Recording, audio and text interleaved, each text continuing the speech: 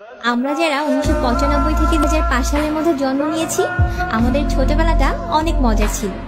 আমরা যখন ছোট ছিলাম তখন হাতগুলোকে জামার ভিতরে ঢুকিয়ে বলতাম হাত নাই।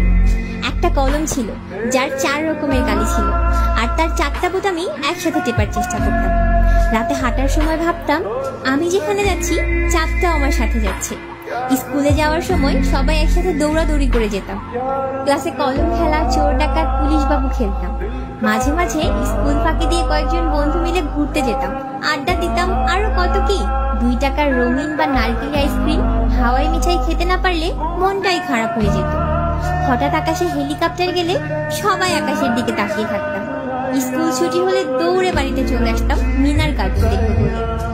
যদি কোনো ফল খেতাম আর তার বিচি যদি পেটে চলে যেত তাহলে দুশ্চিন্তায় থাকতাম, পেটের মধ্যে গাছ হবে কিনা।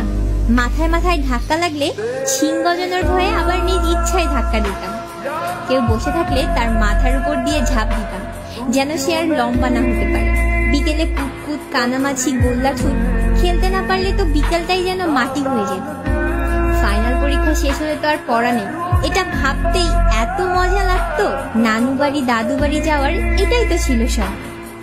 ডিসেম্বর মাস ও শীতকালটা আমাদের জন্য কালারফুল ছিল। তবে ডিসেম্বরের 31 তারিখ যতই এগিয়ে আসতো ততই মনের মধ্যে একটা ভয় কাজ করত, ওই দিন রেজাল্ট দিবে কিনা। এসব কথা মনে পড়লে ইচ্ছে করে আবার যদি সেই ছেলেবেলাটা ফিরে পেতাম। সেই সব দিনগুলোকে খুব মিস করি।